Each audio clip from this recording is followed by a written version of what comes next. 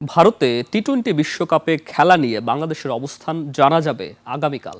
তবে এখন আলোচনার কেন্দ্রে টি-টোয়েন্টি বিশ্বকাপে আদৌ বাংলাদেশ থাকছে কিনা। এদিকে আইসিসি সময় বেঁধে দিয়েছে এমন খবর নাকচ করেছে বিসিবি, তবে অনিশ্চয়তা কাটেনি। এদিকে বাংলাদেশকে সমর্থন জানালেও বিশ্বকাপ বয়কট করছে না পাকিস্তান। অপরদিকে স্কটল্যান্ডের খেলা নিয়েও রয়েছে ধোঁয়াশা, তাদের সাথে যোগাযোগ করা হয়নি এখনও, যেটা জানিয়েছে আইসিসি। বিস্তারিত জানাচ্ছেন মাহফুজ মুকুল।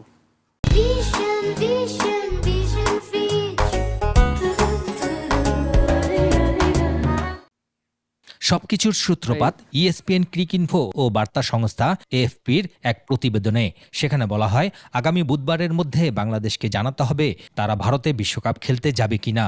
না গেলে বিকল্প হিসেবে সুযোগ পেতে পারে স্কটল্যান্ড। খবরটি প্রকাশের পর ক্রিকেটাঙ্গনে শুরু হয় তুমুল আলোচনা।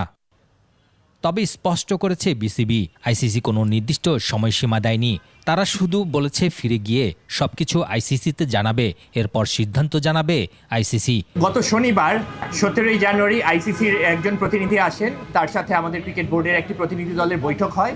সেখানে আমাদের বিশ্বকাপের পার্টিসিপেশনের জন্য আমাদের যে ভেন্যুর ব্যাপারে ইনফরমেশনটা আমরা বলে দেই যে ঠিক আছে, আমরা যে ভেন্যুতে খেলতে অপারগ এবং অল্টারনেট ভেন্যুর জন্য আমরা রিকোয়েস্ট করি। তাদের প্রতিনিধির সাথে আমাদের বিস্তারিত আলোচনা হয়। ওনারা তখন আমাদেরকে বলেন যে ঠিক আছে, এই ব্যাপারগুলো তারা যে আইসিসিকে অবহিত করবেন এবং পরবর্তীতে ডিসিশন আমাদেরকে জানিয়ে দিবেন। তো এ ব্যাপারে ওনারা কোনো স্পেসিফিক ডেট বা কবে নাগাদ জানাবেন কিছুই বলেননি, শুধুমাত্র বলেছেন যে আমাদেরকে পরবর্তী তারিখটা কবে হবে জানিয়ে দিবেন। বিসিবির ভাষ্য পরিষ্কার, নিরাপত্তা ইস্যুতে ভারতে খেলতে রাজি নয় তারা। বিকল্প হিসাবে শ্রীলঙ্কায় ম্যাচ আয়োজনের প্রস্তাব আগের মতোই বহাল। অনলাইন বৈঠক, এরপর ঢাকায় সরাসরি বৈঠক, দুটোতে একই অবস্থান জানিয়ে এসেছে বিসিবি। অর্থাৎ এখন বলটা পুরোপুরি আইসিসির কোর্টে।